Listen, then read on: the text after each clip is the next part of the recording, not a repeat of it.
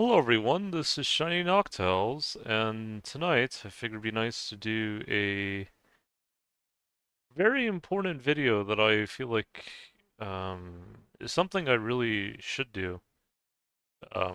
If only because of the news recently that's been happening in Taiwan recently with China and Japan. And this is in regards to healing the. I'm gonna try to see how we can break it down. Healing the kind of the Han that still needs to be healed, or the energy. So I I'm gonna see if I can show you guys a map of the ancestry of East Asia, because that might be a good starting point. Because I know there are many people out there um who kind of they think that East Asia is mainly of one lineage, but I'm going to see if I can get a map here. Give me a sec. Should be. Let me see. I should have a map here somewhere. Here.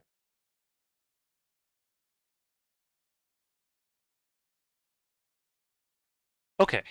So I'm using. Hopefully this is good enough. Sorry if it's a little bit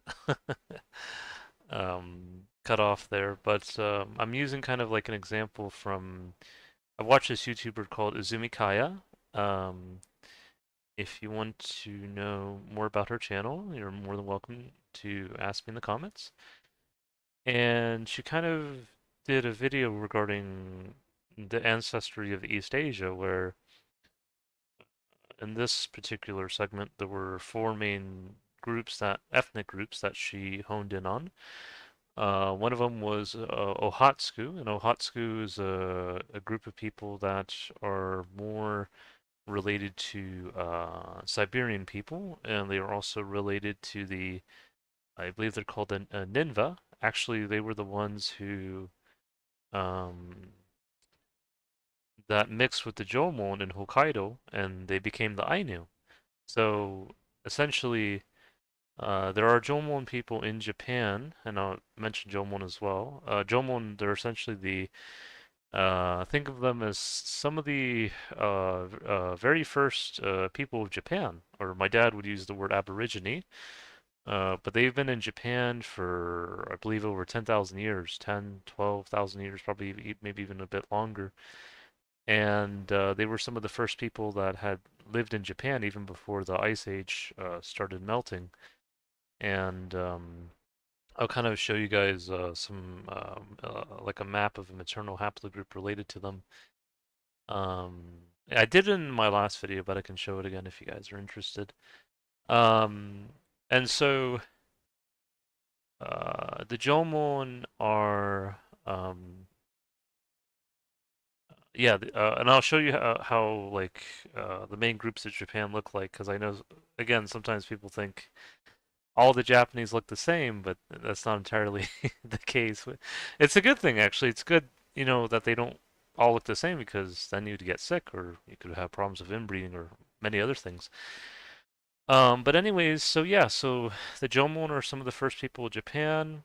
The Okhotsk, I believe they came later on in Japan's history. I believe with the Ainu,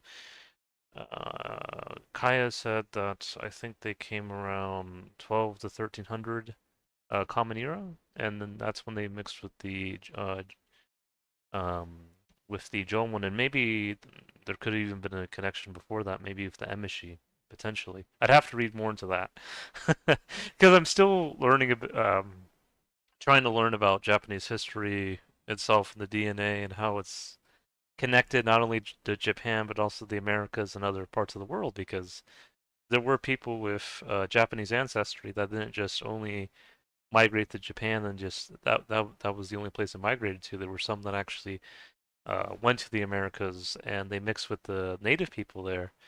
And I actually have the DNA admixture to prove that. I'll show some of those.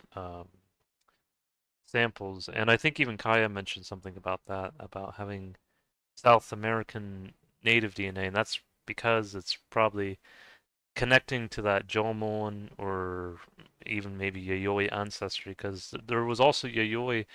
Now in this map, they're using the word. She used the word Chonjung. Sorry, I'm not very good at Chinese, but uh, I try my best. Yayoi is easier for me to pronounce, and I connect with it a little bit more. But I know Kaya, she's visited China a lot, and I know she probably wanted to pay respects to not only the origin through Korea, but also through China, through I believe it's called the Yangtze River. Again, I'm not perfect in Chinese. Forgive me. I, I actually, it's easier for me to pronounce words in Japanese. It just rolls off the tongue better for me. Um, yeah, but yeah. So Chanjiang, sorry. I don't want to butcher it, but so the Yayoi are an interesting group because um, some of the Yayoi had continental East Asian ancestry, which would have been related to um, so here would be O1B2. So that's essentially ancestry related to uh, like kind of uh, the farmers of East Asia, if you will. And so they weren't necessarily all Han farmers, some were, but some, also were farmers of a different ethnic group. And the Yayoi were one group. What's interesting is that with some of the Yayoi, some of them had continental East Asian farmer ancestry, which would it's probably referencing the Chanjiang, but some of them didn't. Some of them only had Jomon and ancient Northeast Asian ancestry, which is probably why I probably preferred. I personally connect more with Yayoi in that respect because I think the ancestry of Yayoi that I guess kind of connects to me is really that ancient Northeast Asian ancestry, and that's what some of them had. But some of them also had Jomon, Chanjung, and or Yayoi Farmer. I'll just say Yayoi Farmer. I think that's an easier way to say it for me. Yeah, Yayoi Farmer and the Yayoi Ancient Northeast Asian. So you can already see how there's like a blend, that it's not just only one group and that's it. No, you have this blending of my uncle Cherokee Japanese Herman. He calls it the blender, and you have all these groups, all kind of coming together even though if even though they didn't always get along with each other at first, they eventually, came together. And so, and I guess the Han ancestry that you see in Japan, which is dominant really in China, especially I guess northern China. I guess the southern parts are well, I guess Southwest have a lot too, but um, Southeast a little bit different. But so, from what I gather, I think the Han ancestry came to Japan during the Kofun period. So Japan had three main periods that I know of. One being the Jomon period, which is most of Japan's history. Yayoi period was 300 before Common Era. The 300 Common Era, some say it was a little bit even before then. And then Kofun period was kind of after Yayoi period, so closer to the beginning of the medieval ages. And so, what I gather is that the Jomon were some of the first people in Japan. Then you had the Yayoi that came, and they were really a mix of Jomon and ancient Northeast Asian or the continental Chanjang or continental Yayoi farmer. Um, it was really like a nice blend. Like it wasn't just, just one group. It was like at that time it seemed like that it was like a really it just like it went together from what it looks like.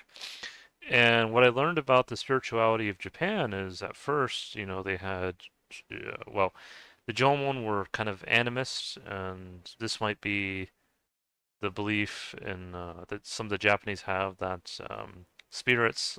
live in everything, like in nature. It almost sounds a bit like the Native Americans, a little bit like how some of them think very similarly, and it's probably because of shared ancestry. And then you had the shamans, which were connected to the Yayoi.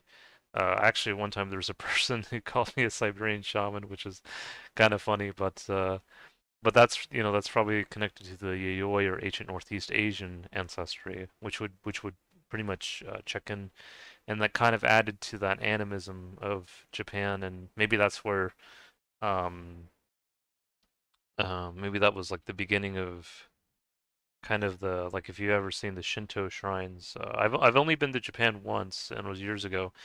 But I remember they would have these Shinto shrines, and sometimes they would have shrines with like a guardian fox, like a. It makes me think of Naruto, like with Kurama, and maybe that started coming around during the Yayoi period, or maybe the at least the building blocks I think started coming around during that period.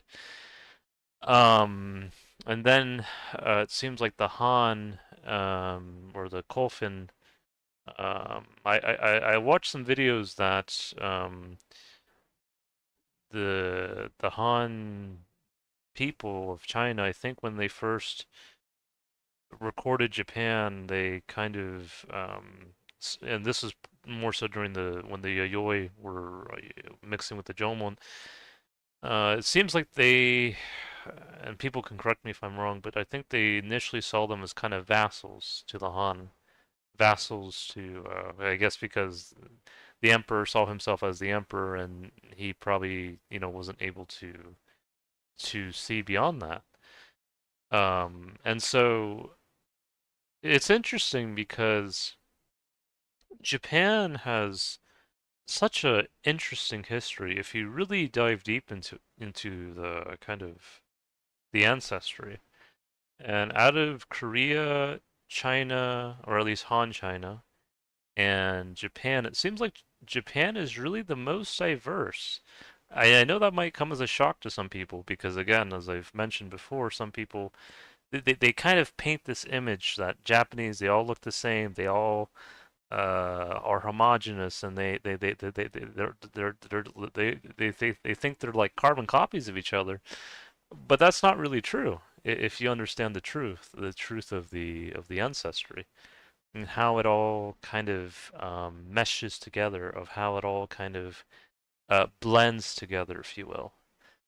And so, yeah, so I wanted to kind of hone in on that because I think that a lot of people, and maybe the Japanese in Japan, they probably understand it better.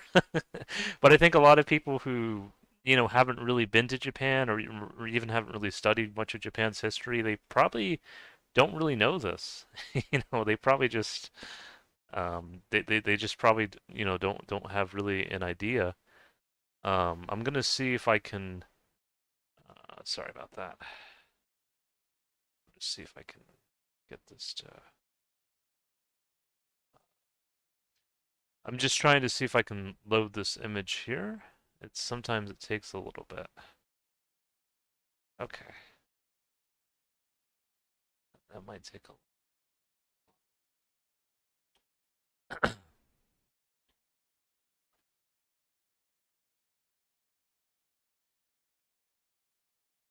Sorry about that, guys. Let me do this.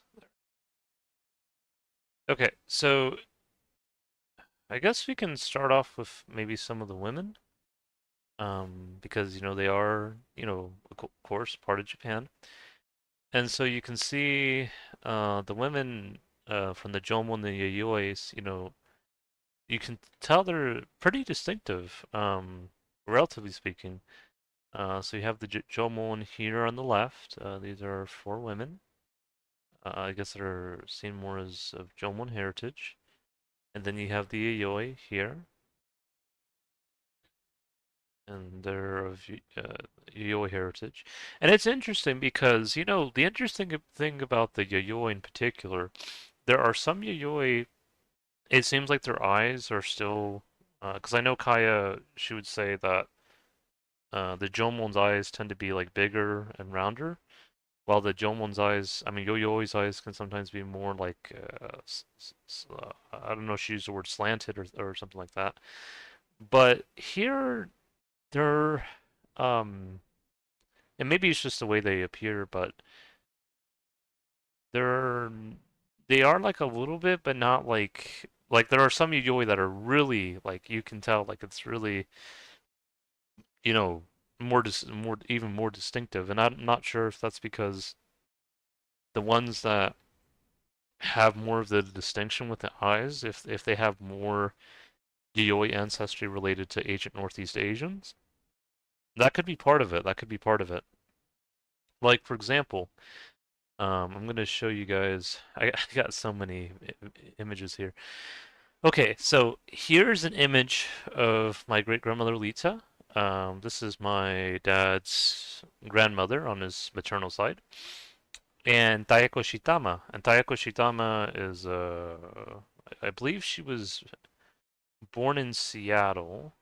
I'll have to check to be sure, but she was essentially someone who was interviewed because she had visited family when when the bomb Hiroshima and Nagasaki were dropped, and it was a really tough experience for her. It was really. I'll see if I can link the video in my. Uh,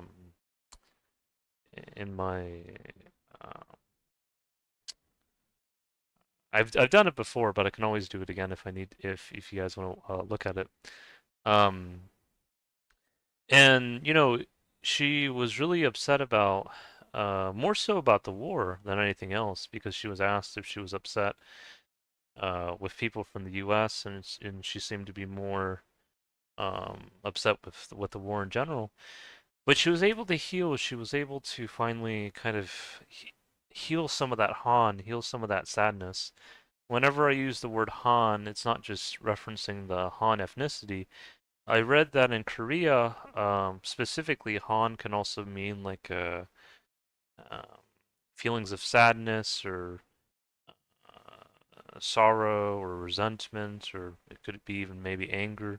But it seems like more sorrow and things of that nature.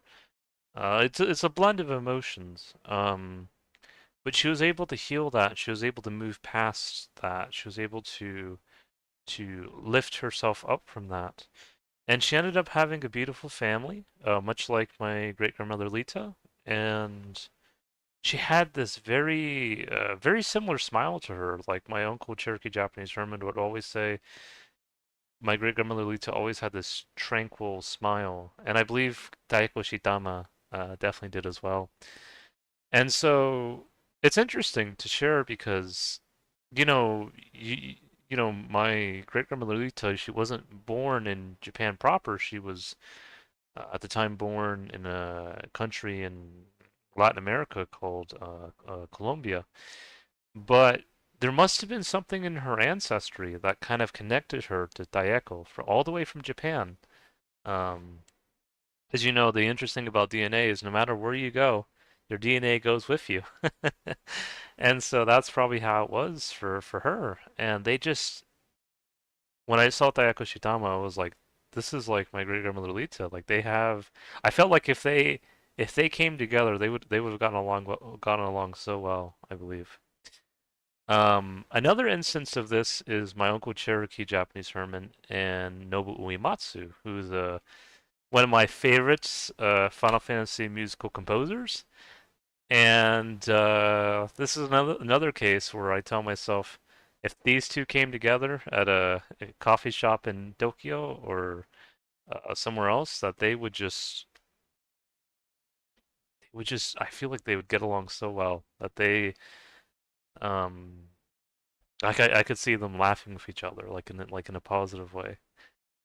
Their energy just meshes. It just there's like that recognition of I know you and you know me. Um, and so this is an image of my dad and Fumo Kishida. So I know the percentage seems like it's a little bit less, but it's not as small as you think because when I look at my dad and Fumio Kishida, they both have like they both look very sharp. They both look very intelligent. I know. I mean, of course, I know that a lot of people, can look intelligent, but there's just something that I look at both of them and I tell myself, these two, like, I feel like they would have very good intellectual discussions with each other. And even just the way they smile, I just feel like there's a resonance. There's like a my dad would always tell me I'm Asian, Lou, and when I look at Kashida, I definitely can see something similar, for sure. Um, of course, like he's not 100%, but it is part of his ancestry. Like it's interesting for my dad because I don't know if you guys know this, but for Native American ancestry on average, it tends to be like 65% to 70% ancient Northeast Asian, and then um, the rest of it is primarily ancient North Eurasian, connected to steppe ancestry, connected to Europeans, Native American Indians, and even steppe populations that migrated to India. And so the interesting thing is that for the DNA, my dad's ancestry will be like mainly European, and then it'll be like 30% Native American, and then you go further down, and then it'll be like 23% Japanese. And that's because most of that native ancestry is actually ancient Northeast Asian, which is connected to, or really closely connected to Japanese, because it all kind of comes back together. Like it all kind of flows back together. Like it's like a circle that comes back. And and I can definitely see that with my dad and Kushida. And I felt like Kushida, in my personal opinion, I mean, I know every person has their own opinion on things. I thought he was a good, he had a good heart, I believe, deep down. I could see that when he went to Ukraine and paid his respects to the fallen, because there's been a huge war raging in that region in Eastern Europe for over it's almost been 3 years now, very long time, and I hope that you know China can at least see that, and of course it takes two to tango, but I just hope that um, if not China, that at least Japan can kind of help them see that you've seen what's gone on in Russia and Ukraine. Can't we bring things back to balance? Because I've talked to my Uncle Herman about what's happened over there, and he tells me not much has been won, in those 3 years, and so that's why I kind of hope that things kind of calm, as it were, and I feel like this can be the strong suit of East Asia, especially Japan, because when I went to Japan years ago, um, I always felt like this sense of peace when I would go there. And also I could see not only the sense of peace, but also how genuine people were with me. I was invited to a sushi bar in Tokyo, and I at the time spoke very broken Japanese. I know a lot of people in Japan, they'll say, I speak a little bit of Japanese, and then they speak full sentences. For me, my broken Japanese is Mizu-san. Which I think Meshida and Ken Suzuki, they have a comedy YouTube channel. I believe they kind of laugh a little bit. But anyways, I was trying to ask water for three because at the time I was well, that was still when I was living with my mom and her partner, and now I've been living on my own for quite a while now. But a Japanese family, they took a liking to me. Either because of my broken Japanese, well, maybe not so broken, because, maybe they saw the kintsugi in me. They saw, this is a beautiful person, he's like this pottery that, it's like, because in Japan they have this thing, and I'll see if I can share it because I know not everyone knows about it.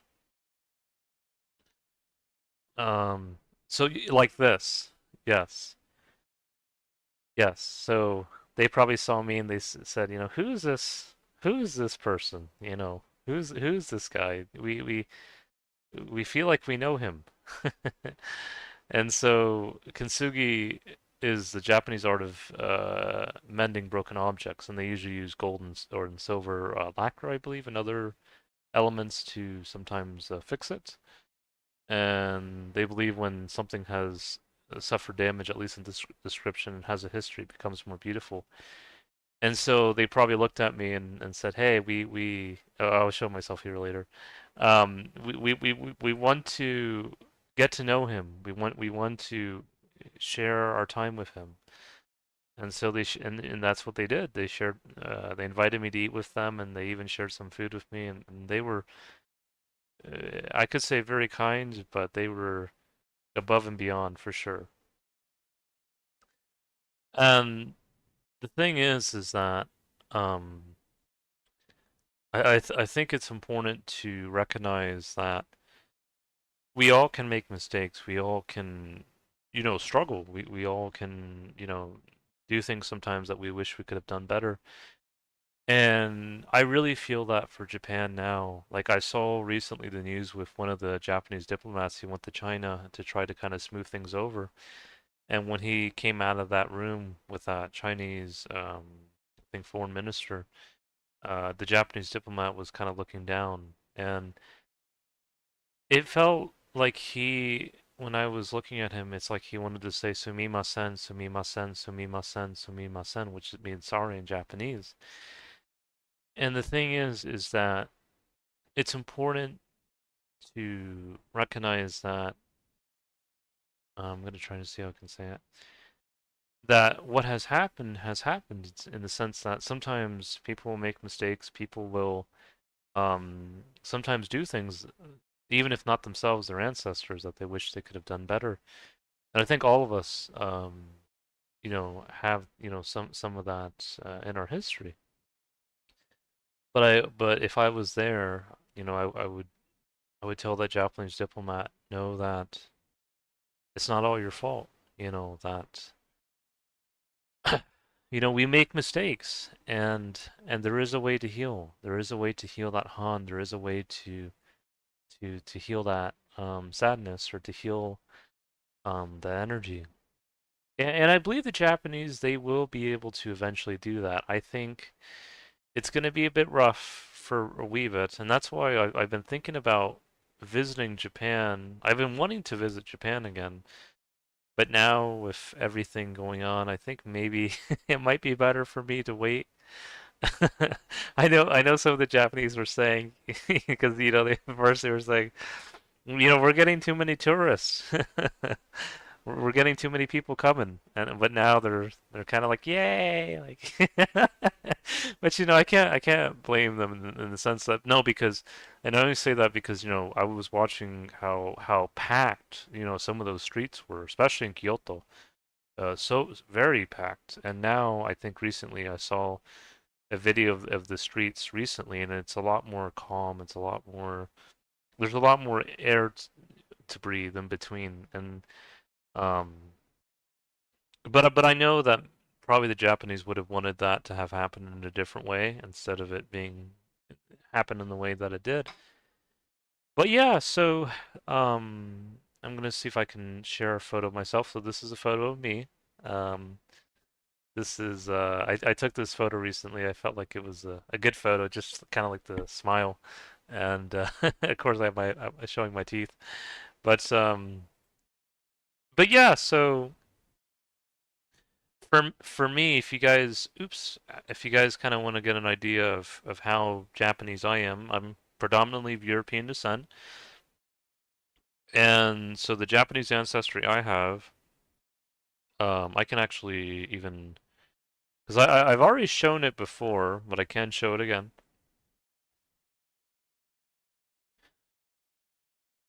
Just because I know some of you guys are going to say, well, he's not really Japanese. No, he's telling a fib. He's. But no, I want to show you guys, just because then you guys can kind of get an idea that What I'm saying is there is truth to it. Um, and let me see if I can get this. Give me a sec. I should have it here. Hmm, hold on.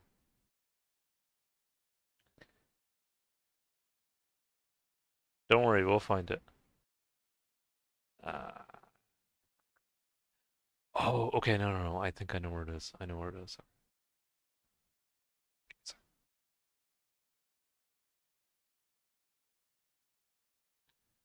Okay, so okay, so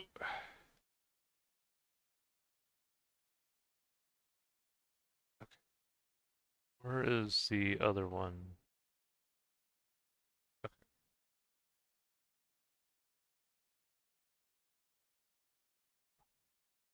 Okay, so I don't know if you guys can see this. I hope you guys can. Um, okay, so if you look at my ancestry, I can show you kind of my true ancestry because it breaks it down even more. It shows me it'll show you the actual ancient populations I'm related to. I have a lot of Gallo-Celtic in me, which are, for those who don't know, the Gallo-Celts are some of the original ethnic Celts that lived in Europe. The ones I'm connected to are predominantly connected to mainland Europe, to Gaul, which would have been France and part of Spain, Portugal, parts of northern Italy and Germany, Netherlands, Belgium. A lot of the samples I have are particularly from France. Before it was called France by the Franks, it was called Gaul. So you can see my ancestry, and a lot of those Gallic-Celts, by the way, they were genetically closely related to Spanish, Portuguese, North Italian, French, and South Dutch. Quite a mix, quite a motley crew, as it were. I also got some Celtic ancestry from Britain and Ireland as well. But so if you look at my ancestry, you can see Native American, but I want to focus on Japanese first because I think it'll be easier to explain the DNA this way. So remember I told you that most of the Native American DNA is related to East Asian ancestry or ancient Northeast Asian. And I'll see if I can pull up a map of like the migrations of the natives because there are some natives that are more genetically related to Polynesians or Southeast Asians, or some more genetically closely related to East Asians, or like a lot of the Japanese nowadays. And then Tungzik and Siberian, and then Tibetan and Mongolian. So it's really, it's really more of a mix than people think. It's not just everyone looks the same, which is a good thing because you don't want to get sick. At least I wouldn't. Let me see if I can. So maternal haplogroups, Americas. So let me. Sorry about that. Let's see if I can get this here.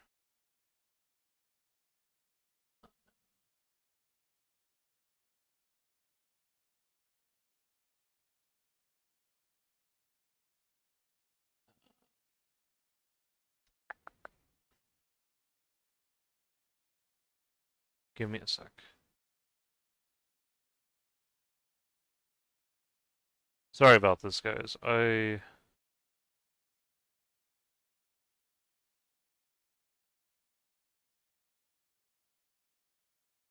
see if I can.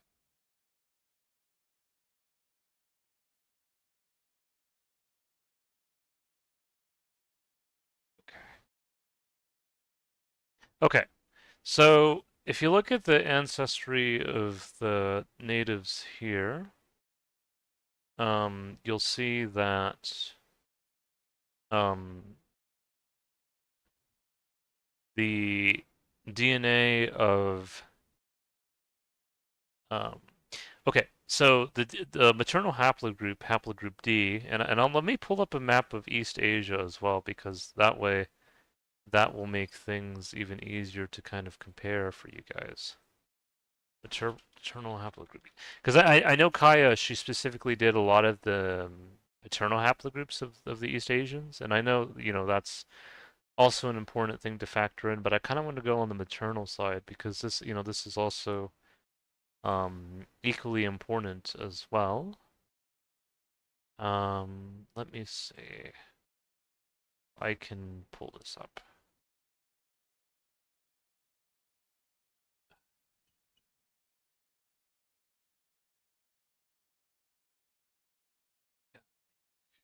I thought. Mm,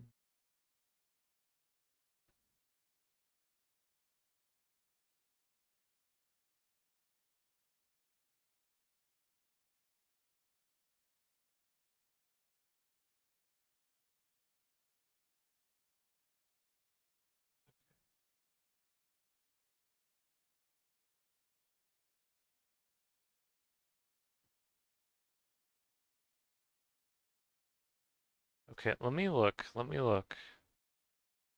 I have it here somewhere. If because let me see if I can find it. If not, it should show up here somewhere. Shoot. This one's a little bit harder to find. I have it saved. I have it saved. I just, oops. There's this one. There's yeah. This is a good one too. But let me see if I can find it for you guys. Cause I have it. I just it's been a bit. It's been a bit.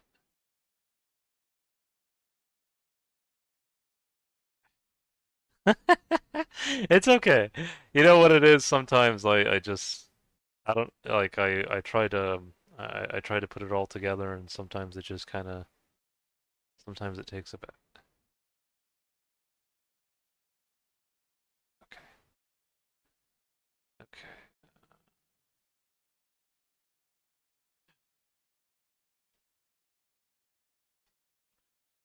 Okay, can I find it here? See, this is the paternal lineage, but I'm looking for the maternal lineage because that's also another key factor. Um, shoot, where is this?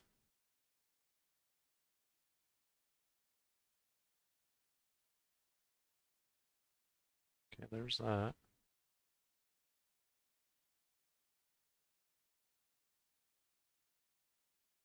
I have it somewhere. Hmm.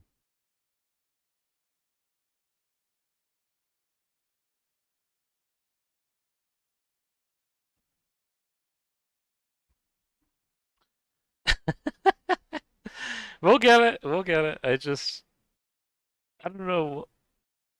Hold on.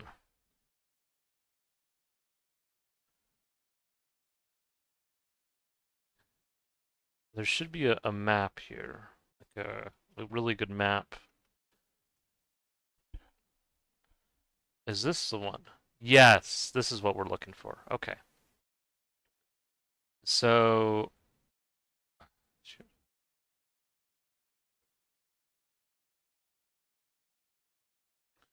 Okay.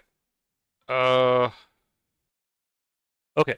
So if you look at the map here, you can look at the maternal haplogroups A, B, C, D. Excuse me, X is also there, but for the sake of this video, I want to focus on the first four because they're related, particularly to East Asian haplogroups. Let's see if I can get a bigger map here. This will probably be a good thing to copy and paste for future reference.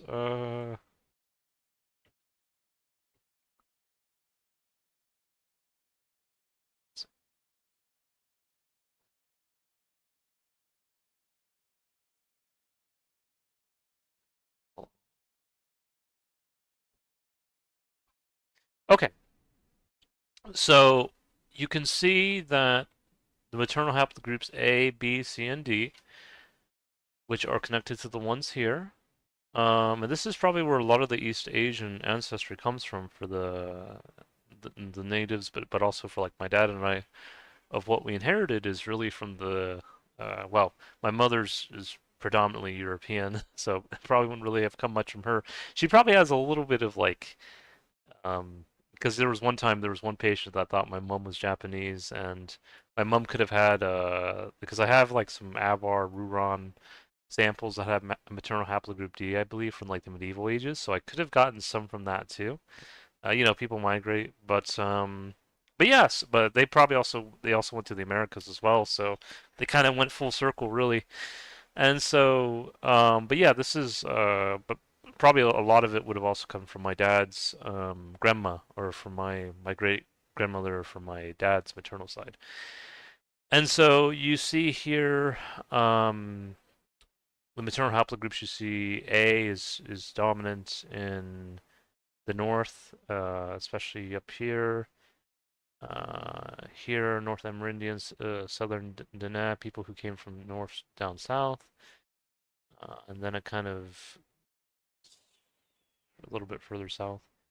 Um, you see that kind of peaking in Mongolia, Tibet.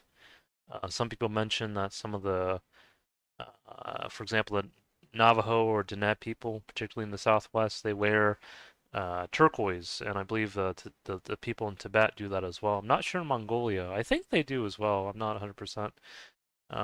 But yeah, so there's probably that connection there.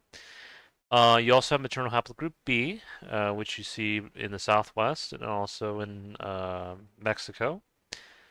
And I've seen videos of some native because a lot of Mexicans they have Native American ancestry, again connected to East Asians and steppe ancestry connected to Europeans, but predominantly East Asian, Southeast Asian, Northeast Asian, whatever East Asian you want to call it.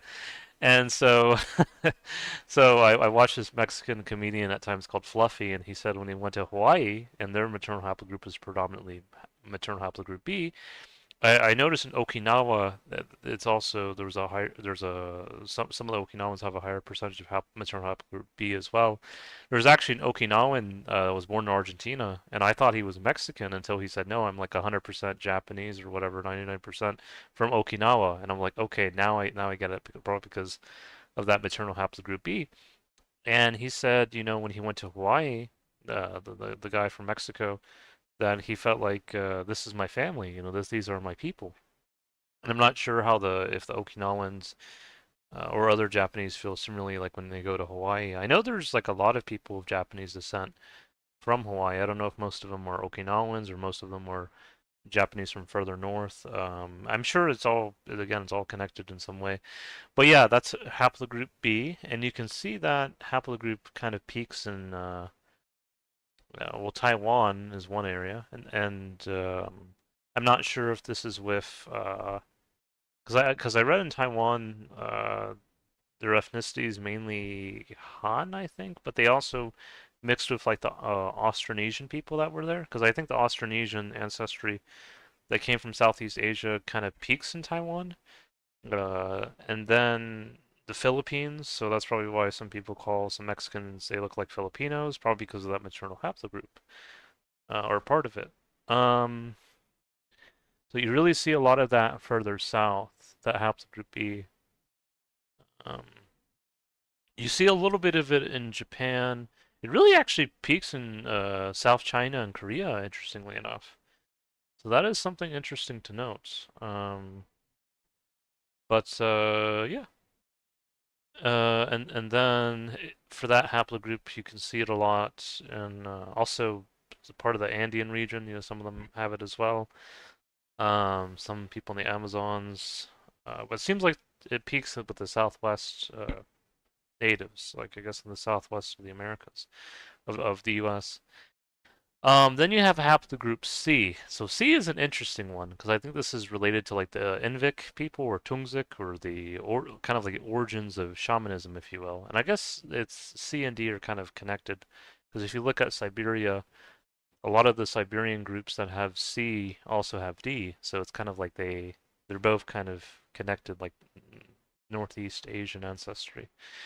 So C seems to be dominant, particularly in parts of North China, Mongolia, and Siberia, really. Siberia seems to be where it peaks. Northeast Asia. And then if you look for the natives, it uh, peaks in Patagonia, or well, Patagonia, uh, Amazonian region, Andean. Southwest have a good amount too, actually, more than I would think. North Amerindian too, a little bit further north, but really kind of mid southern area. And then the last one is the big one, because this is one of my favorite ones. Well, they're all I like all of them, but when I think of maternal haplogroup D, I think of Will of D, kind of from One Piece. And so this maternal haplogroup, um, if you see in East Asia, it kind of peaks, like you see a lot of it in Siberia, you see it in Mongolia, China, Korea, but it seems to peak in Japan. Japan and Siberia, but I think Japan has kind of like the most of it. Like it's Korea and Japan, the maternal haplogroup D is very close, but I think Japan kind of wins out a little bit there. And then here in the Americas, you can see it kind of peaks with the. If you start at the bottom, you see the Patagonians have quite a bit. And I'll share like maternal haplogroups for them. They have a maternal haplogroup specifically like the Coascar and some other Patagonians. It's called D4H3A, and that was a maternal haplogroup that kind of went to the not went to Japan and the Americas even before the end of the Ice Age. Like so, think like we're talking like 10, 12,000 years ago. Like so, like a very, very, very, very long time ago. Um, And so let me see if I can find it here. D4H3 Japan migration. Now it ultimately comes from maternal haplogroup D, so it's all still kind of connected. As I mentioned before, it's kind of like a circle. It reminds me of Izanami from Naruto. And I'll share that video too if you guys are interested. Izanami is one of the main progenitors of Japan, or one of the main kind of um, goddesses, or I guess ancestral deities. And in Naruto, Itachi he uses a move called Izanami on Kabuto, and I think it's very interesting because again some people think Japan's history is only 2,000 years or 1,700 years or however long, but it really goes much further than that, like much further actually. I know a lot of people don't know that, but yeah, so let me see if I can. So you can see the map here where you see the maternal haplogroup D4H3 or D4H because originally it was kind of connected. Um, started going, it was connected to Northeast Asia. It crosses through the Americas probably at that time. They probably took boats because it was the ice age, the ice was still kind of frozen in the north. So they probably took boats and they crossed the Pacific. Um, And they probably hug the rims of kind of like land, meaning ocean. And then, as time went on, some also went to Japan as well. So they kind of, some went to the Americas, one, and some went to Japan. And so this is very interesting information because, I think I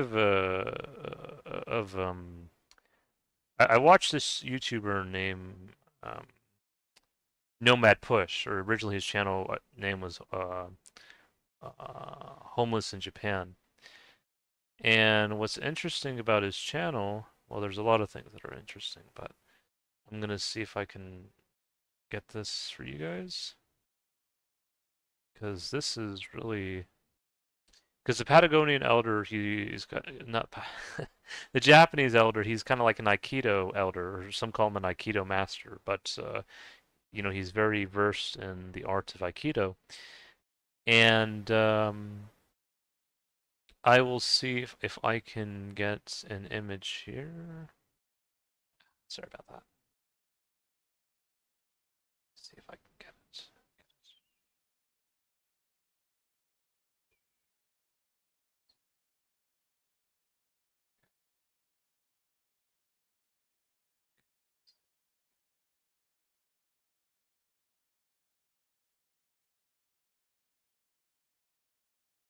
Okay. So he talked about um, essentially the secrets of eternal life because I read that and I'll have to see if it was during the Yayoi period or later, but there was an alchemist um, that was sent by the Emperor of China at the time. I'll see if I can find it because it was the Emperor at the time was interested in eternal life. Alchem Emperor who sent alchemists to Japan when eternal life. I don't know if this was during the Yayoi or Kofun period.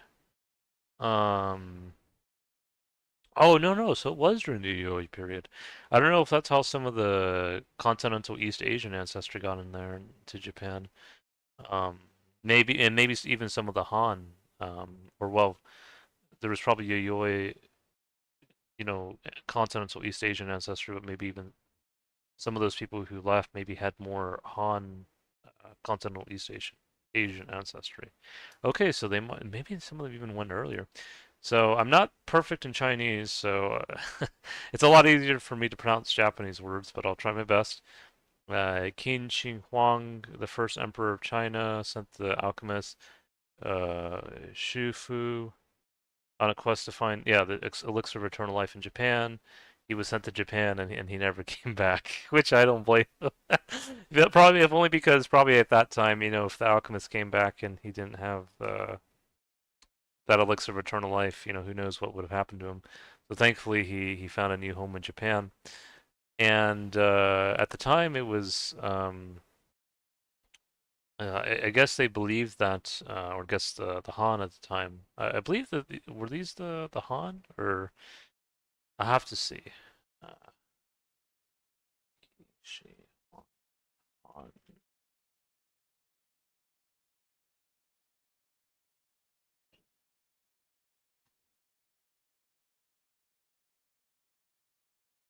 Okay, so he wasn't Han Chinese. So this would have actually predated the Han. Okay, this is interesting. Okay. Um, okay, so Han Dynasty. Okay. Let me see if I can get this here. Sorry about that. Okay, so he would have even been before the I guess the um, yeah, a little bit before. It was very close actually. It was he was right at the precipice between I guess the Qin and the Han kind of dynasties. I'm not sure if he had a little bit of ancestry that was different from the Han, or maybe this is why, maybe at that time Yayoi continental East Asian ancestry maybe may have played a bigger role in China at that time. It's interesting to think about if that's the case or not. I'd have to read more about it, um, but yeah. So I guess he thought the land was inhabited by immortals, and he sent the alchemist there for eternal life. Makes me think about some of the comments made recently by the current quote unquote emperor, because I know they call him um, the leader of the People's Republic or whatever. I've watched videos of other Chinese and they say yeah, it's just another way to say emperor. But however you want to say it, things can change over time and all that. But anyways, so yeah, so it's interesting that he sent this alchemist to Japan to find this eternal life. Elixir of eternal life. It makes me think of the fountain of youth, like when people from Europe, first came to the Americas, that some of them were trying to find the fountain of youth. And it makes me think very similarly of what this emperor from China. It seems like it was very similar. He was trying to find, I guess, really like life beyond, or however you want to say it. Um, but he may have just not have known how to really go about it. So, um, so where was I going with this? Sorry about that. Um, I know sometimes my Uncle Herman says I sometimes get a little bit sidetracked. Um, oh yeah, so let's do a quick intermission. Well, quick tangent because I want to show you guys. These are images of three different ethnicities from Japan. The first one is a Jomon, or one Jomon. Not, I don't think all Jomon exactly look like him, but this is one example. And so you can see, um, I think if I had a similarity to him, it would probably be we both grow facial hair, because I know some people say the Yayoi tend to struggle a little bit more. But yeah, that would definitely be one thing. We can both grow facial hair.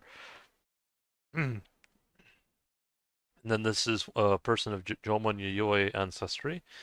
So I don't know if I really look similar to him. Maybe a little bit. Maybe if he grew facial hair, maybe I don't know. And then this is a person of Yayoi ancestry. And remember I was telling you earlier that there are some Yayoi that have he reminds me a lot of Gin from Bleach. I don't know if you guys know who Gin is. I'll have to show you guys. Gin is yeah. So if you look at Gin's eyes, like I mean, I, maybe my eyes are like a little bit different because he kind of has he has like a distinctive like slant to it. And of course when I guess him the guy here and myself we're both laughing, but no, he reminds me so much of Gin. And see my eyes like are because like some people say like I have a little bit of a slant, just a little bit. I think I have like a gentle slant. Like it's not like sharp. Like his is very distinctive. Mine is I think a little bit softer. I guess you guys can be the judge of that. I know my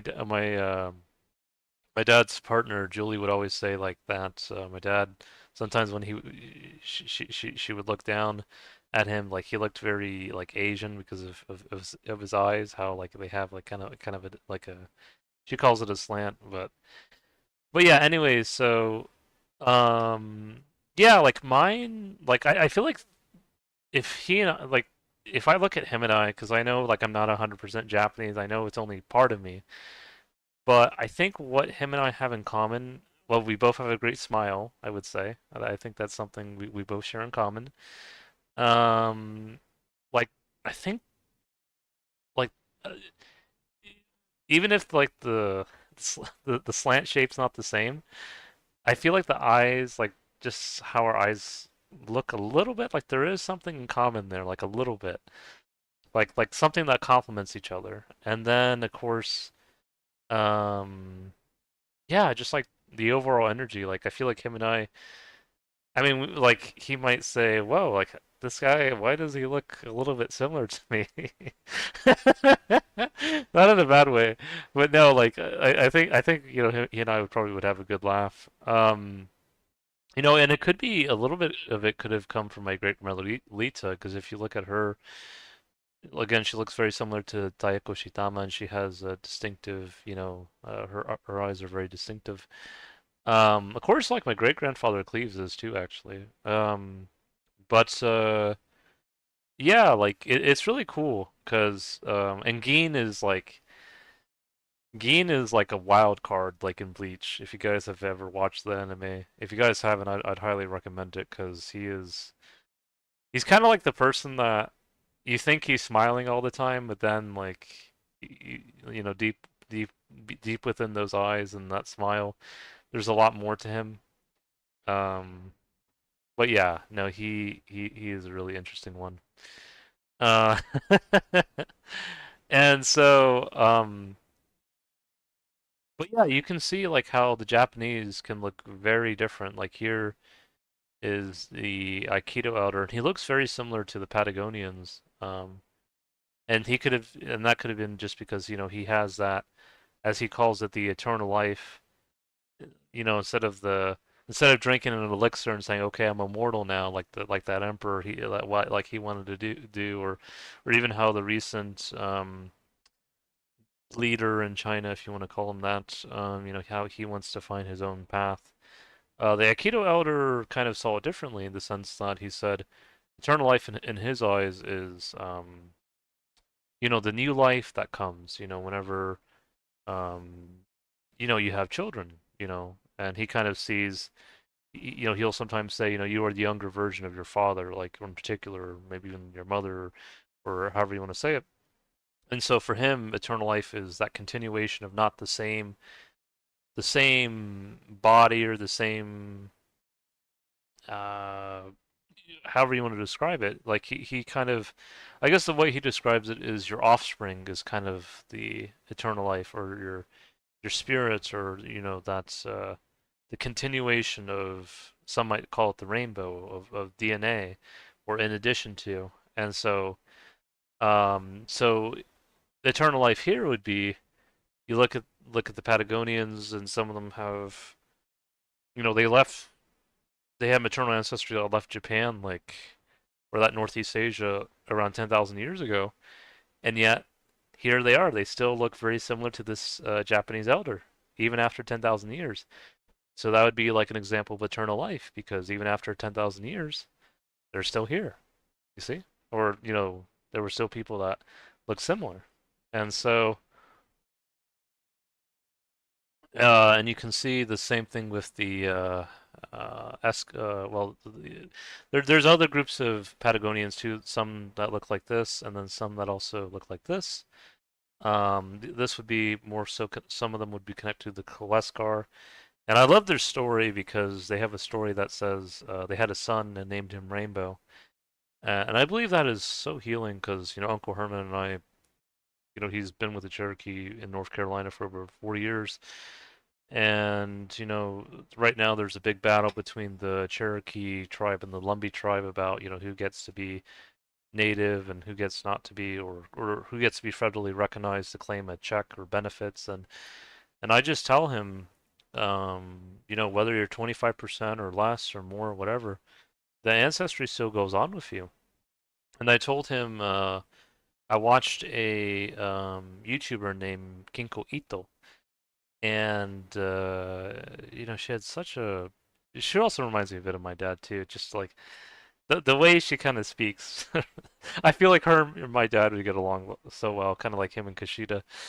And she was interviewing an Ainu elder, and the Ainu, and for those who don't know, like Ainu I mentioned earlier, they are one of the indigenous people of Japan, not the only one, but one of them. And she said, when she was asked about, uh, giving benefits to people, to Japanese, or to people in need, because some people are down on their luck. And she said, that benefits shouldn't only be given to the Ainu, but to all Japanese in need. Uh, and when she was asked why, she was said, well, if it's only given to the Ainu, then people might start getting, I don't know, jealous or whatever. They might say, why are the Ainu getting the benefits and not us? And she said, no, I think we should all be included because, at the end of the day, we're all, I think she was trying to say, we're all Japanese, in some way, and that'd be true because, as I mentioned earlier in my video, whether you look Jomon, Yayoi, a mix, you're all still Japanese, I think that's a fitting way to say it, and so. And I think that was kind of a healing moment for her and Ginkgo both. And I could see that with the both of them as they started to understand each other more and more. When I told my Uncle Herman about, because I knew they're connected to the Okhotsk, they're not just only Jomon. Um, my Uncle Herman said that how the Ainu look at the bear is similar to how the Cherokee look at the bear, and that's probably because they have shared, I guess, Siberian ancestry. Could be the haplogroup A, um, which can also be found, and also can also be found in uh, in Siberia as well. It could be C as well. It could be D. Well, I think it's A though, because you can also find it with like the Inuit, the Eskimo, the Dene, some of the other people. I think that might be part of it. But yeah, it's interesting to think about, and I think this will help people to understand, why I call myself Rainbu Japanese plus Celtic healer. And speaking of Celtic healer, because I know I've mentioned much about my connection to Japan and the ancestry and all that fun stuff.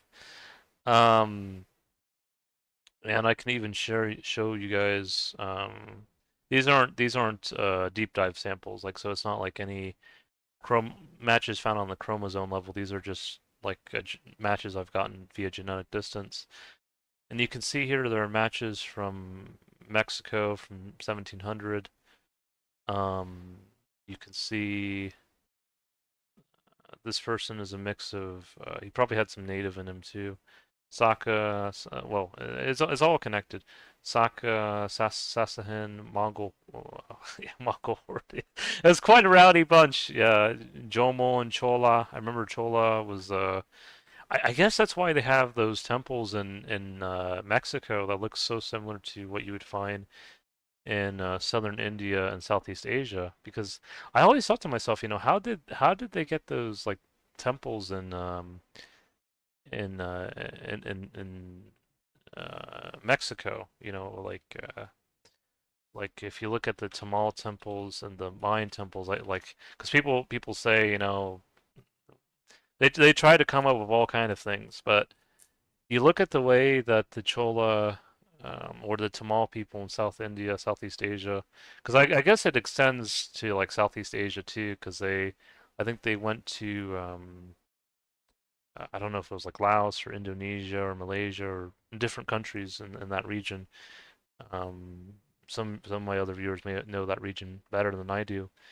Um, but they probably brought this knowledge with them when they settled in Mexico. And it's interesting because you see here it's a blend though. It's like you have the Mongolian here, Mongol. I tell my dad's partner, Julie, you don't just have to be a Mongol, you can be a Mongolian as well, you know? Don't just to be, yeah, like I'm the Golden Horde, rah rah. Yeah, you can also be Mongolian as well. You can find the healing part of the yurt. But yeah. Yeah. It can also be Ruron too. Ruron makes me think of Rurouni Kenshin. And I'm actually going to use a thumbnail that yeah. And this is one of my favorite quotes. I want you to understand something. If you should lose, not only does your future end, but also the future of the one you are trying to protect. Defeat isn't an option for the sword that protects others. You should keep that thought engraved in your heart. Well, that makes me think a lot about what's happening in Japan right now, and that diplomat that was looking down after he got out of that talk with that Chinese foreign minister, to not lose hope and to know that you can heal that Han and that you can keep going. It's the samurai spirit, of course, but I think it even goes beyond, um, like it is samurai, but it is even beyond simply what probably many Japanese think. The samurai. He's some of them might think he's hired by the shogun. And he follows the shogun's orders. But to me, I don't think that's truly what samurai is at its deepest core. And I think Kenshin could see that, and that could be part of because he understood what a samurai was, not only as hired by the shogun, but also as a Rurouni or Ronin. Or I know like the R sound in Japanese. I was watching a Japanese YouTuber named Hiromi, and she'd probably would look at me and she would say tis tis. It's not Rurouni. It's Leone, Leone, like the L sound. Or it's not Rionin. It's Leonin or Leonin. Yeah. Or Lonin. Yeah. Lonin.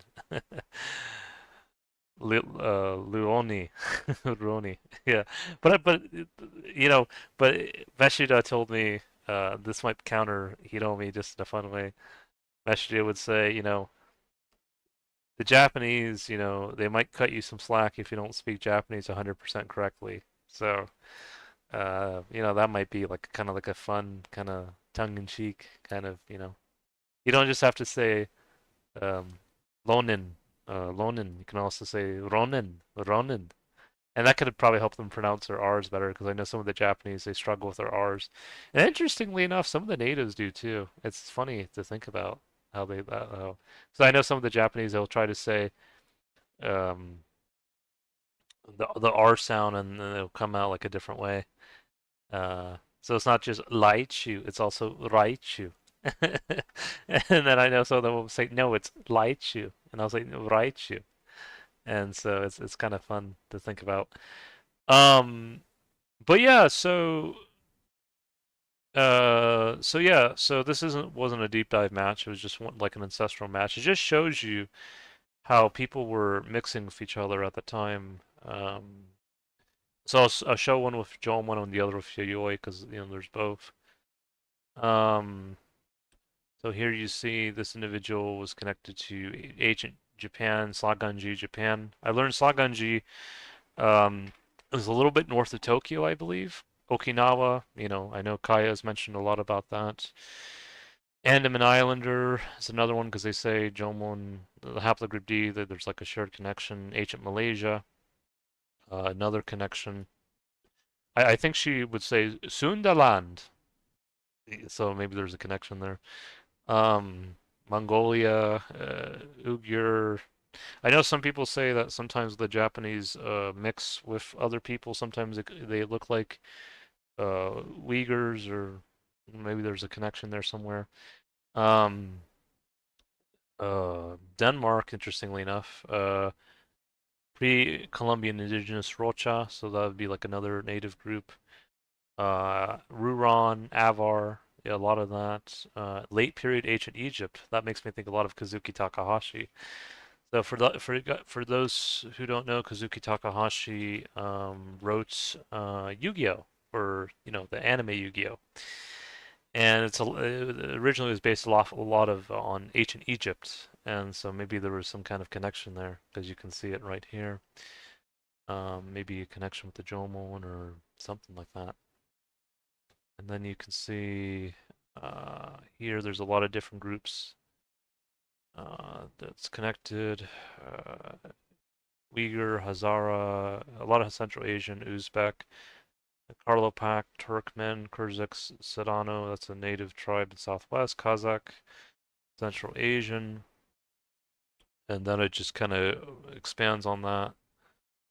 Different native tribes, Shor, Hakkas, Altaic, Kolstian native, a lot of Central Asian, but a little bit also populations I think connected. I don't know if it's like India, Pakistan, Afghanistan, or some of those regions. Roma, Yemen, Tajik, Bushido, Budo. It almost sounds like Bushido, but no, it's Budusho.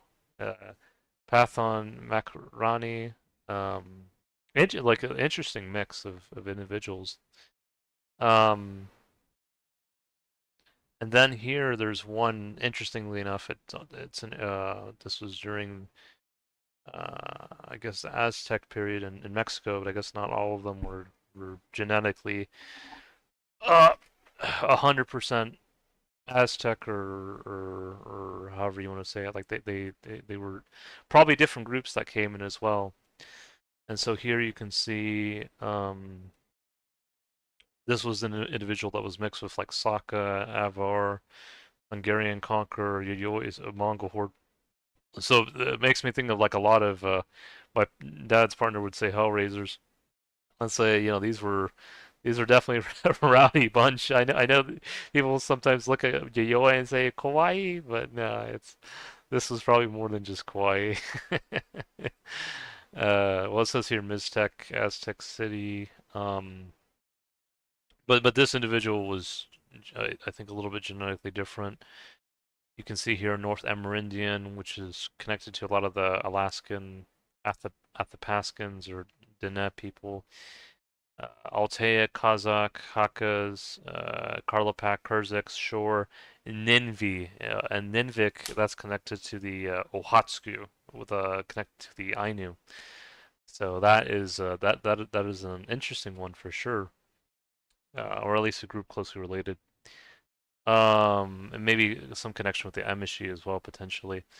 Kalmak, Buryat, Dolgan, uh, Uruk, Uroken, Yakut, a lot of Siberian here. Um, Chukchi, yeah, uh, yeah, a lot of interesting groups. Pima here, because that would be one of the ancestral native samples that's genetically close to like Mesoamerica. But I guess really this was like a mix of that, and then all these other people that were kind of coming in. Yeah, it was quite a rowdy time, I guess. But yeah, you can see the Yayoi did come to the Americas. I didn't see any for Han in particular, and I guess Okhotsk was technically connected, but because you see Ninvik and other groups, but no, the only one that I didn't see really was the Han. That was the only one. I guess maybe the other three, the Jomon, Yayoi, Ohatsuku, they're like, yeah, we like Japan, but some of us also like going elsewhere. And maybe the Han were like, yeah, I'll just stay here. I don't need to go anywhere other than this region of East Asia. Um, I don't know. Maybe later on I'll find some samples related to that. But it just shows you that there were people that mixed with these with some of the natives.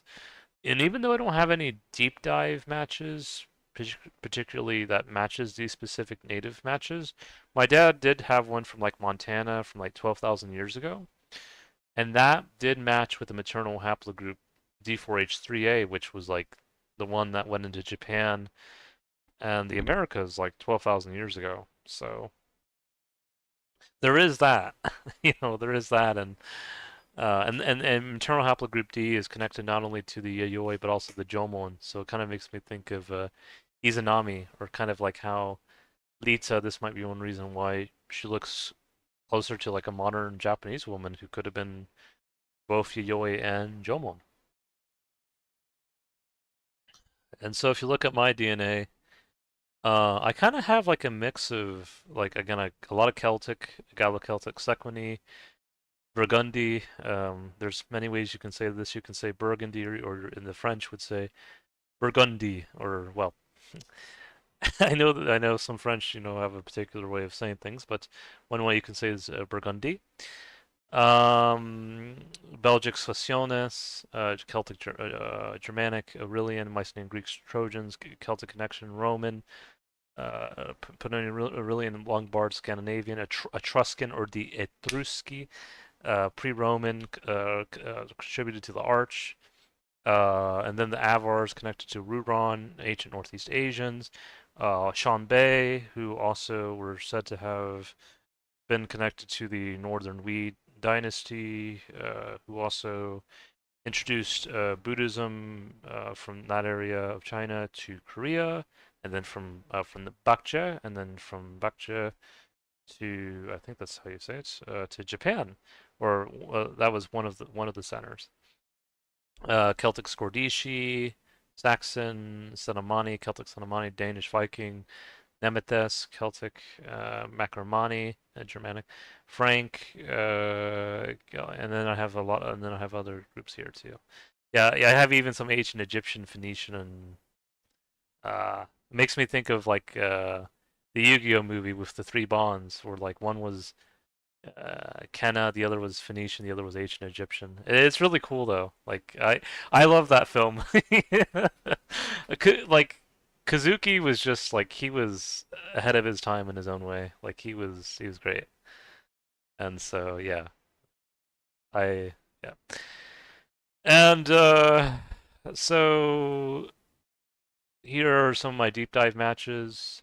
I think the Avars might be connected to like my native and like native Japanese ancestry, because my dad got that too, but he also got like the Montana match. I didn't get the Montana match.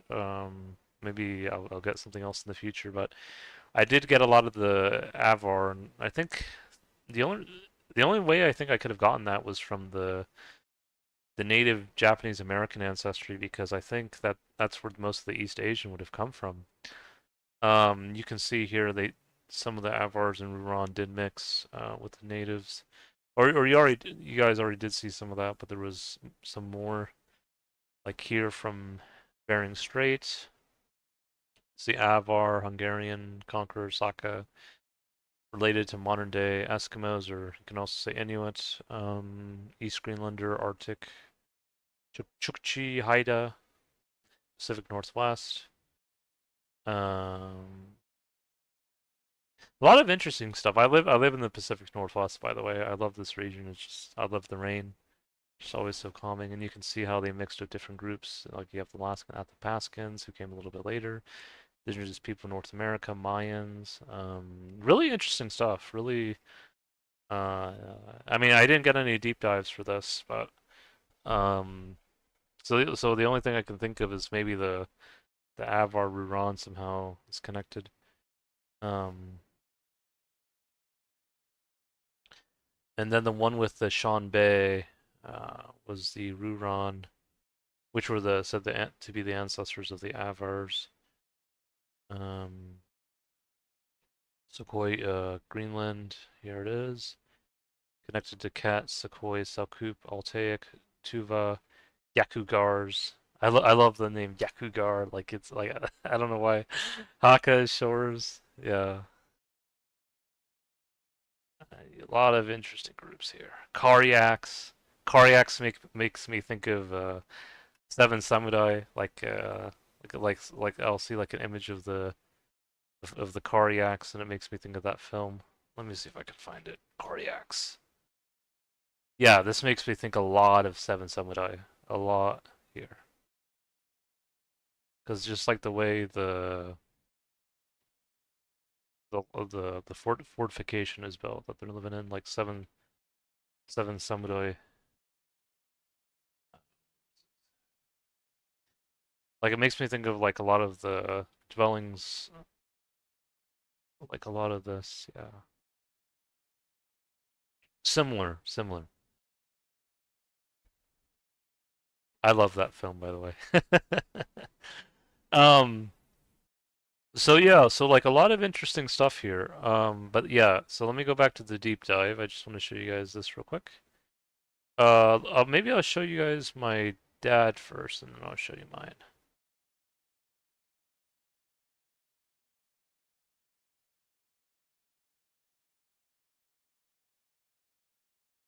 But yeah, really interesting stuff. I'm glad I actually did this video because I think a lot of people again they kind of get confused. What is Japanese ancestry, or what is how are you connected to them, or how does it all come together? And this is kind of the whole point of. Sometimes I tell the Japanese, like especially like when when they do videos of like hafu, like the half Japanese. So they're not just only Jomon, Yayoi, Okhotsk, or Han. They become a blend. They become um my Uncle Herman calls it new blood, you know, that they're still Japanese, but they've also become an addition to. Now they're mixing with other people that are more than just the groups that have been there for a wee while now. Um and it makes me think a lot of anime, like how the Japanese and a lot of their animes, they'll kind of have characters that look very different than the average Japanese person. Well, some look very similar, like Gin, like the Yayoi. And there's Musashi, who looks similar to the Jomon. But I'll show you an image of Musashi. I think Musashi was probably a mix of Jomon and Yayoi. He is like one of the MVPs of the Japanese. He is like the like if people make the joke, oh kawaii, like Japanese don't grow beard, they don't like beard, they don't. Musashi would have, he would have, oh boy. I guess it was a different perspective back then, but it would have. I heard that there was a time during the Edo period, which was around I think the 1600 to 1861, where they started banning, Japanese to grow beards and even maybe even grow their hair long, because maybe some of the I don't know, some daimyo or higher ups were intimidated, or I don't know how it went, but some Japanese would secretly still grow their beard and I'm sure grow their hair.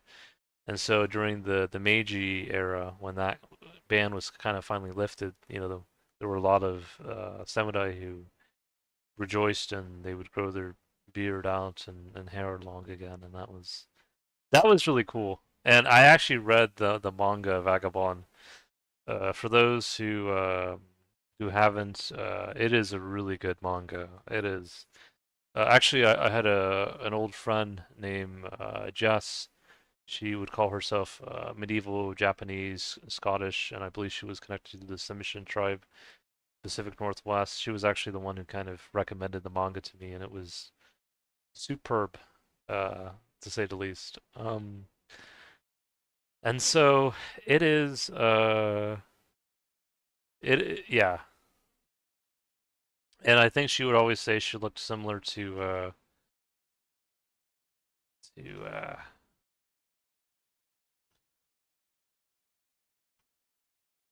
yeah, Rindo, or or I guess if I want to pronounce it how Hiromi would say lindo, or it's almost like lindo, like in Spanish you would say lindo, like pretty or cute.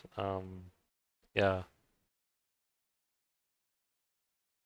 yeah, really good manga, just really.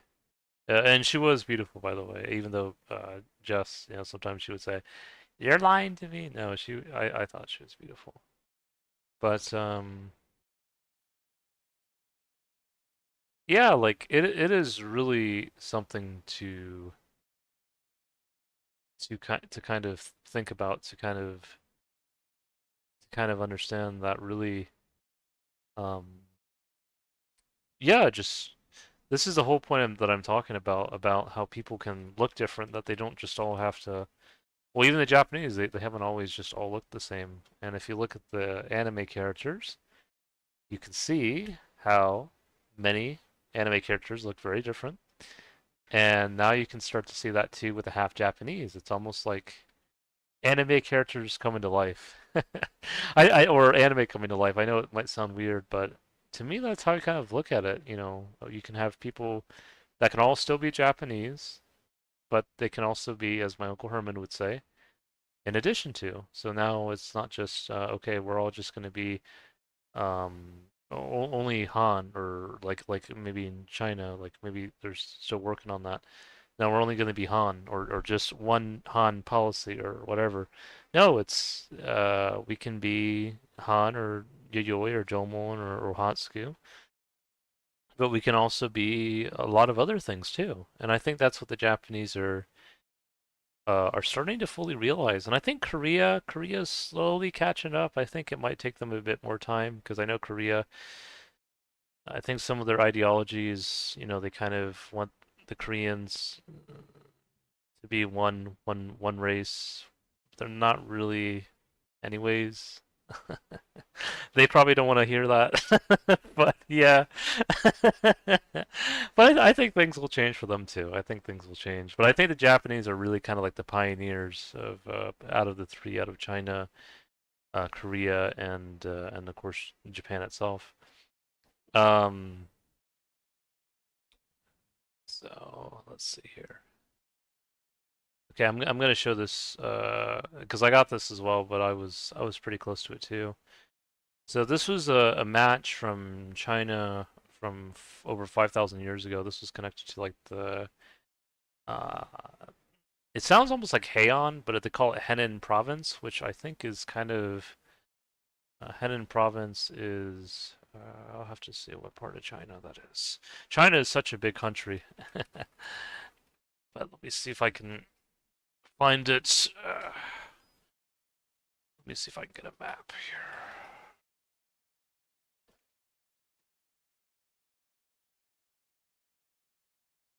Yeah, so it's really actually so kind of like north central eastern part, close to hopefully I'm not butchering this, Shandong, I think.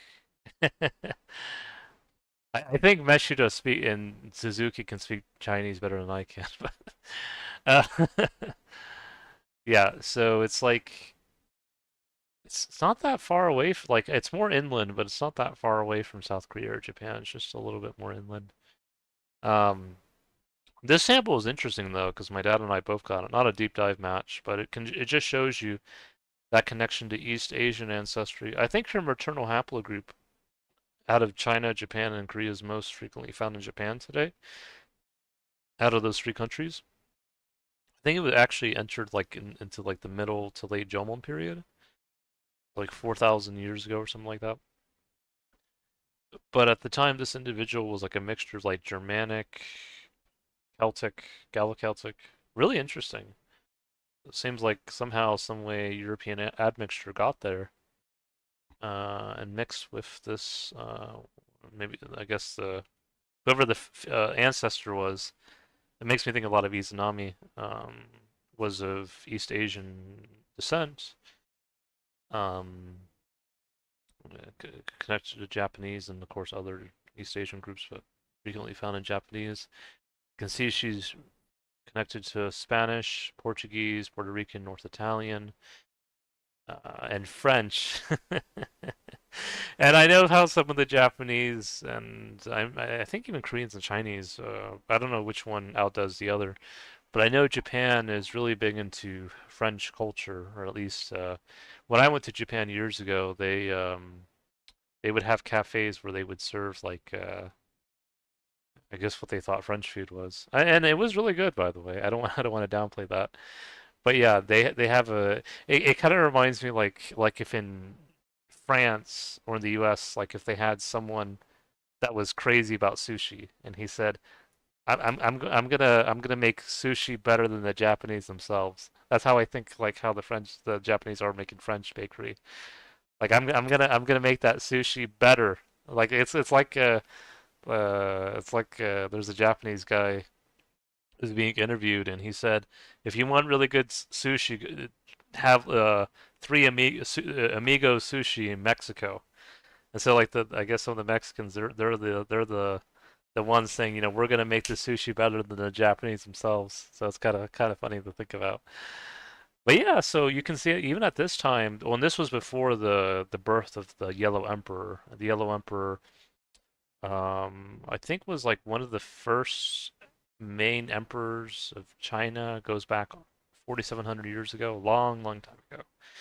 And it makes me think a lot of Shenlong, or and this is kind of funny because in Japanese, some people would say Shenron, again but again like the R in Japanese is sometimes pronounced like an L, so it'd be like Shenlon.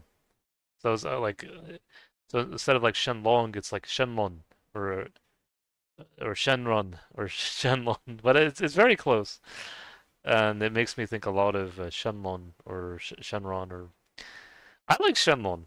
I like Shenlon. I think Hitomi wins this one. And Meshida, he said, no, no, no, say Shenron. Don't pronounce it correctly. uh, but no, no, no. It's like tomato, tomato. How about that? You can say Shenlon, you can say Shenron. I think that's like the middle ground. And yeah, so I think the Yellow Emperor's connected a lot to Shenlong from Dragon Ball Z. This goes back, I think, 47 years, like a long time ago, even well before the Han people, I guess, or Han Dynasty or any of that. Like this was like I guess one of the maybe it was connected not only to Han but also Yayoi, maybe Changjiang. I'm sorry. Changjiang. Let me just say continental Yayoi. Continental Yayoi. I think that's better for me. Um, Continental Yayoi, and then I think maybe even some of the farmers connected to like some of the Vietnamese or maybe even South Chinese. Yeah, really interesting stuff. But yeah. Yeah, and I think I have to see what the Yellow Emperor was called because I think this really goes back not only to the Han but really also to Yayoi, continental East Asian farmer. Kind of like the it's like I feel like it ties the Japanese, Koreans, and Chinese, and I guess even Vietnamese and other East Asian groups kind of like all together. But I guess the individual that was found in the genetic match would he have even predated the Yellow Emperor? It,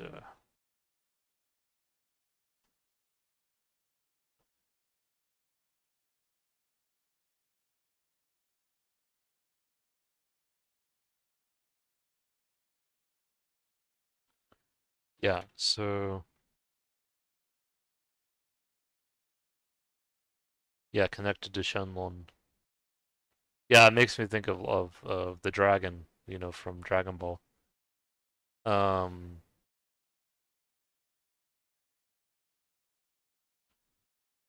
yeah, 20, yeah, so long time ago, long time ago. But yeah, no, this individual would have even predated him, so uh, she's like the Izanami, you know.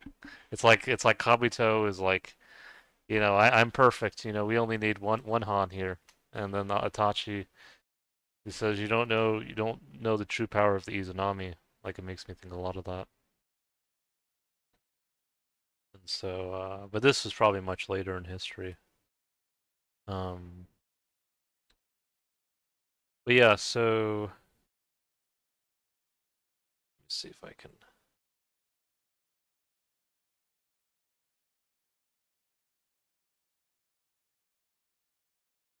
Yeah, so my dad, I'm just gonna go quickly through the matches he got because he had some matches from Scandinavia.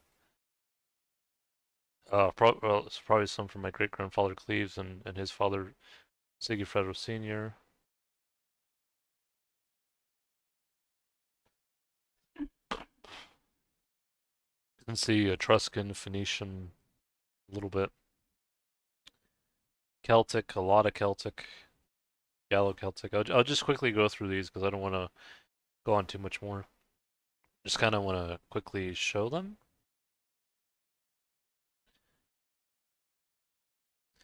Yeah, so this was the match connected to D4H3, connected to natives and Japanese during the pre-ice age.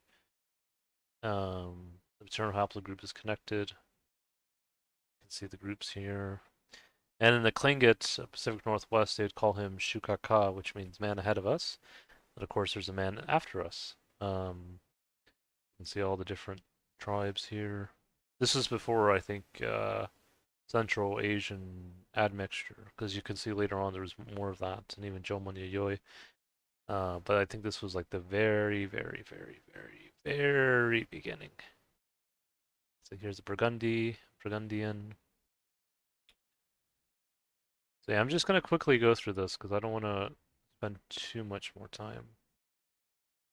Just quickly go through Saxon, Orange. This is one I got too. This is one of my favorites. This Celtic match.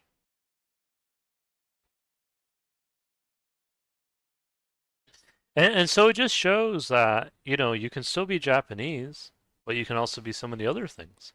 And I think that is one way to heal Han, to heal whether it's sadness, whether it's, it kind of makes me think of Bleach, like when Ichigo, he was kind of struggling to find another path. But eventually, he did find, another way to keep going, another way forward. He did find his Zanpakuto, and then he was able to kind of bring all of his ancestry together. This kind of makes me think a lot of Odin, but a little bit of my dad's father as well. Such a good anime. Just such a good anime. And yeah,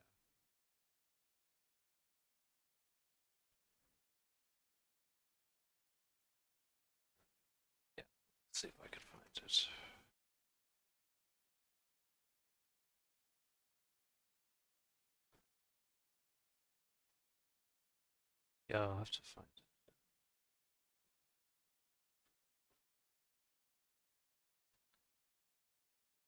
Where's it?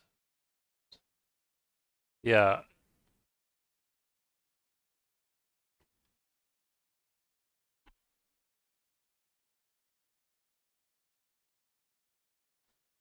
yeah, because there's like a part of the anime where like he gets all of his powers back, or like he's bringing it all together. Um, I'm really enjoying doing this video because I was kind of thinking about it, but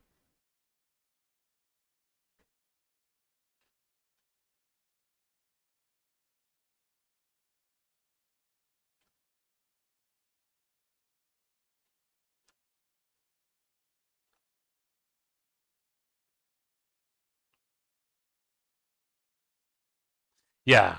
So you see all of his ancestries kind of coming together: Quincy, Fullbring, Shinigami, Hollow. How he's able to kind of bring it all together like a rainbow. Yeah, it's really awesome. Love it. Love the anime.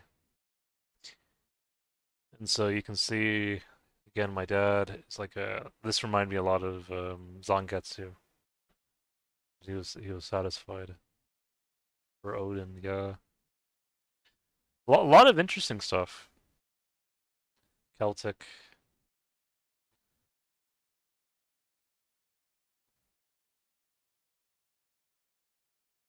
This is my dad. Oh yeah, so the Avars. Yeah, so yeah, so this is where I think some of the like Ruron or uh, Lunan or Lonin. It's connected. Agent Northeast Asian, yeah. You'll see some of them are also related to like native tribes, like the Costian, which are like related to tribes in California, San Francisco, and some related to tribes in like the Colville of northeastern Washington. So really interesting stuff when you can see how they're like a mix of Central Asian, really the Tatars, the Nagoi, Turkmen, a lot of interesting stuff. Let's see here.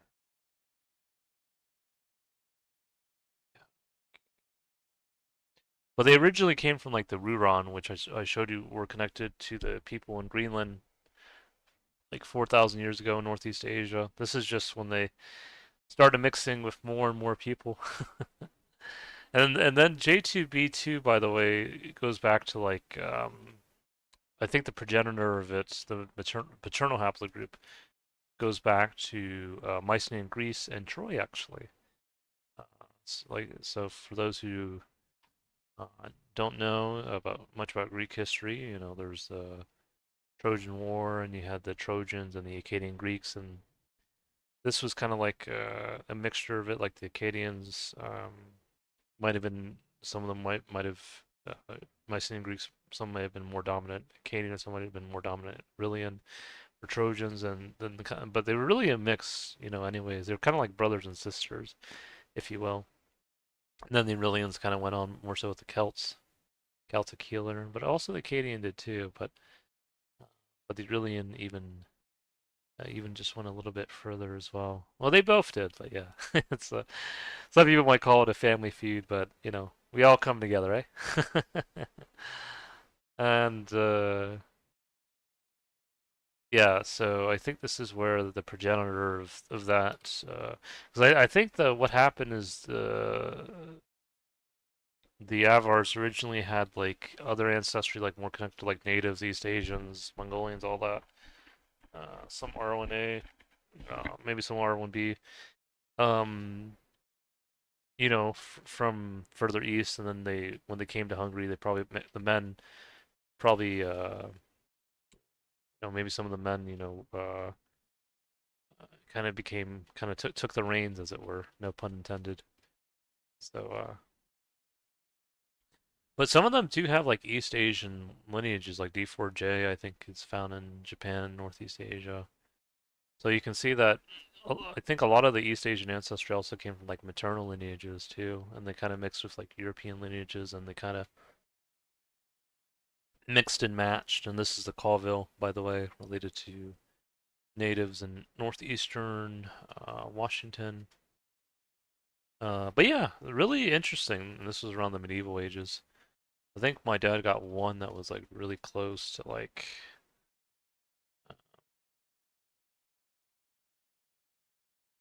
yeah, Kazakh, Kyrgyz, a lot of Central Asian. Avarsak, Ninvai is there, Okhotsk. It's just straight up Mongol. Every time I see that, I'm like just straight up Mongol. It just have to be that. Yeah.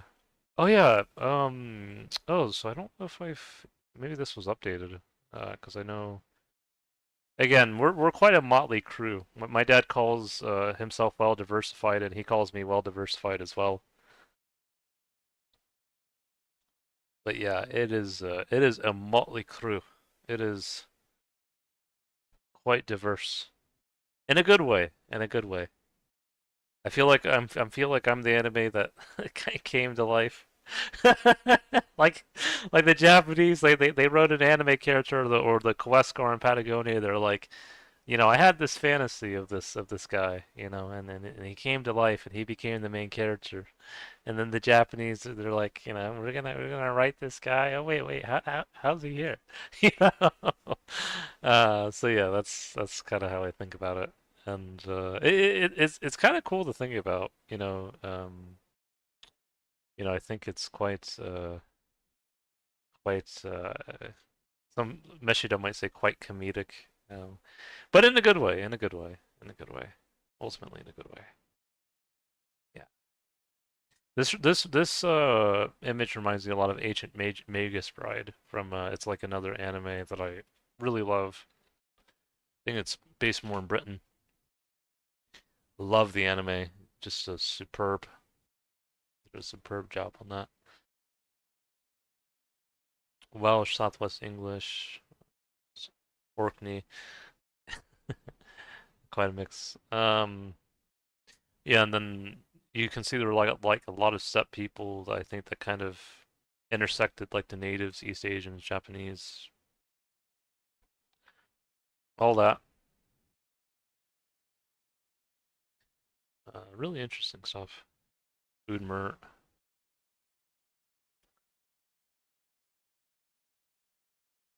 Yeah, and then this is a match I have. Celtic Sequany, Iron Age France. And then this is the maternal haplogroup X that I was talking about. Because some natives, particularly like the Lakota and the Sioux, they have a maternal haplogroup called X2. And that was not only found with them, but also Kennewick Man, who some of them thought he was Ainu, but it turned out he might have even been just more than Ainu. Because I don't think there's many Ainu with maternal haplogroup X, I don't believe. But I think this is how he was modeled. Maybe they were trying to model him more after an Ainu. Um, but yeah, it all kind of loops back around anyways. But yeah, uh, this individual would have had a maternal haplogroup at least shared. Not X2A, but like X2B. Um, but this individual would have been Celtic. This maternal haplogroup was also found in Thessaly, Greece as well, which is pretty cool. It can also be found in Scotland, other regions. Yes, I got this one as well. Yeah, my friend, British English Welsh friend Matthew was asking me if I had any English in me.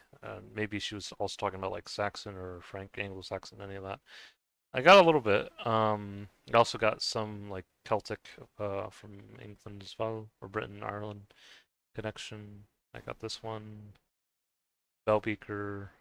By the way, for those who don't know, I mentioned the Bell Beakers, I think earlier. The Celts in Britain and Ireland, um, the way they're mainly different from the Celts in like Gaul or mainland Europe is that a lot of them mix with the Bell Beaker people who were already there, like in the islands, even before Celts got there, and they were genetically closer to like North Germanic, like West or Scandinavian, like Norwegian, Swedish, Danish, North Dutch, you know, uh, maybe even North German, things like that. Okay, then I'm just gonna go through this. You can see how I have quite a motley. Got some Havard, got some other stuff. Region, Belgic, Spain, a lot of different groups that just kind of Macedonia. Yeah, this is one I had, Celtic Breton, a Scottish. Visigoth, this was from my mum.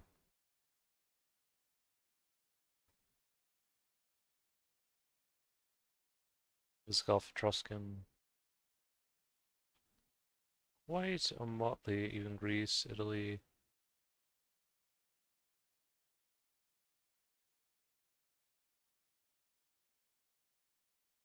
Alright, so yeah, I just wanted to um, cover that for you guys in conclusion. As my uncle Cherokee Japanese Herman would say. I would just would want to say that there is a way to come together, there is a way to heal, there is a way to bring people together, and I think that eventually things will heal in East Asia, and I think the Japanese, I think they will be able to not only themselves or not only the Jomon, Yayoi, Okhotsk, or even Han admixture, but also Japanese who are already there of other backgrounds that I think will also help Japan to kind of come out of that of that or to heal that Han, to heal that energy of the past or like the sorrow or the sadness or the resentment that sometimes the Koreans and some of the Chinese still hold. They'll be able to help heal that, or even Southeast Asians. I think there will be a time where that energy will kind of heal in a good way. But anyways, guys, I just wanted to finish that, and yeah, I think this will be the ending of the video. Hope you guys take care. Bye for now.